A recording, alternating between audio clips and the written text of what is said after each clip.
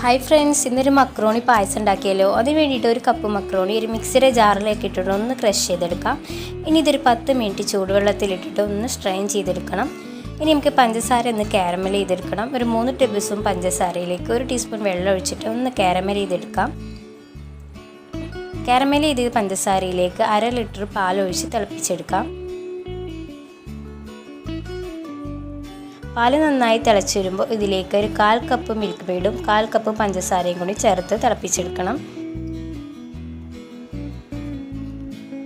പാല് നന്നായി തിളച്ച് വരുമ്പോൾ നമ്മൾ നേരത്തെ എടുത്തു വെച്ച മക്രോണി ഇതിലേക്ക് ഇട്ടുകൊടുത്ത് വേവിച്ചെടുക്കാം.